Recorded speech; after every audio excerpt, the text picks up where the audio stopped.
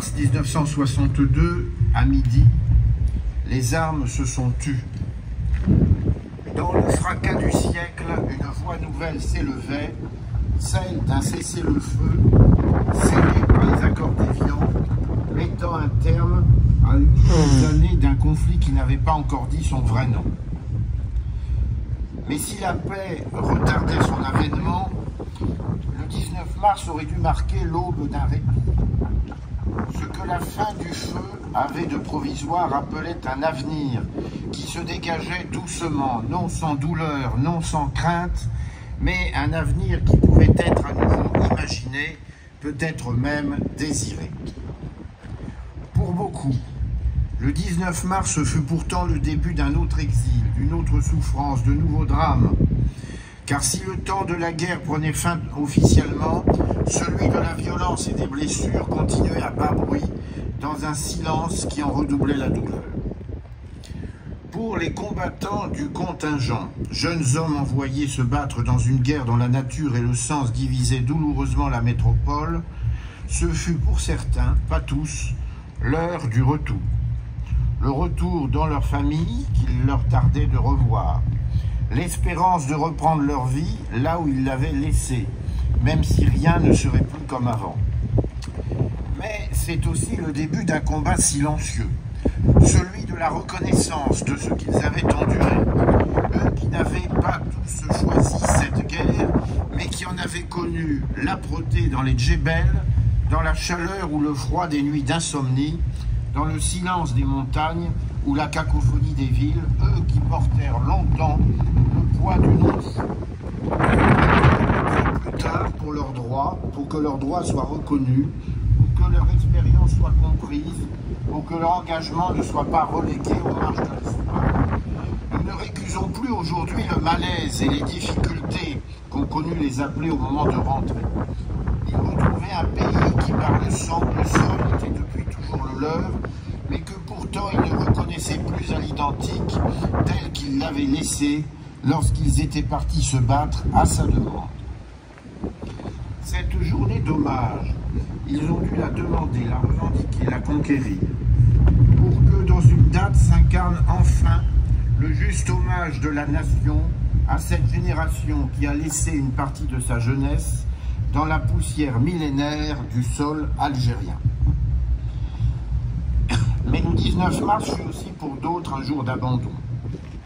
Aux harkis, soldats fidèles à la France, il n'offra ni paix ni consolation.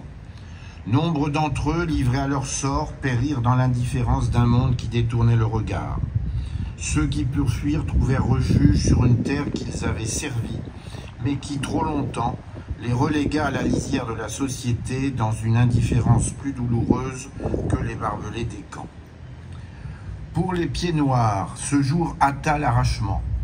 L'exode devint le dernier chapitre d'une histoire commencée en France et poursuivie sur l'autre rive de la Méditerranée, sur cette terre où les collines rousses se reposent à l'ombre des oliviers centenaires, cette terre où l'histoire a déposé ses splendeurs et ses tragédies. Ils se préparèrent à quitter ces paysages aimés, et dans leurs yeux brillait déjà le reflet des ports surpeuplés et des traversées amères vers l'inconnu. L'Algérie, ce pays qui avait été le leur, ne serait plus jamais leur foyer.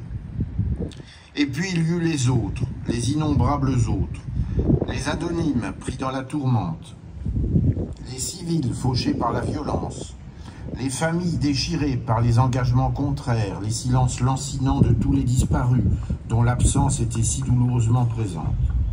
À tout cela, à toutes ces vies brisées, à toutes ces existences amputées, nous devons mémoire. Si pendant longtemps il y eut des pages blanches dans notre histoire collective, des blancs qui pour beaucoup étaient recouverts du voile noir et non de la souffrance, aujourd'hui la France se souvient. Elle se souvient de ses fils envoyés dans les maquis algériens, de ceux qui sont tombés sans retour, de ceux qui sont revenus marqués à jamais. Elle se souvient de ces Français d'Algérie arrachés à leurs racines, de ces harkis abandonnés en dépit de l'immensité des sacrifices, de ces victimes civiles emportées par le souffle d'une bombe, le sifflement d'une balle ou l'ombre des disparitions. Se souvenir, ce n'est pas seulement commémorer, c'est reconnaître toutes les douleurs, mais aussi toutes les grandeurs, sans en taire aucune. C'est faire justice à ceux qui ont été oubliés. C'est honorer les sacrifices consentis. C'est porter un regard lucide sur le passé, non pour l'alourdir de nos jugements, mais pour en tirer des leçons utiles à notre temps et nous grandir dans le courage de la vérité. La mémoire n'est pas un fardeau, mais une lumière qui éclaire les générations présentes et à venir pour que l'histoire ne se répète pas, pour que la souffrance d'hier ne nourrisse pas les fractures d'aujourd'hui, pour que les sacrifices consentis nourrissent aussi un sentiment d'appartenance sans lequel il n'y a pas de socle que s'épanouisse la démocratie.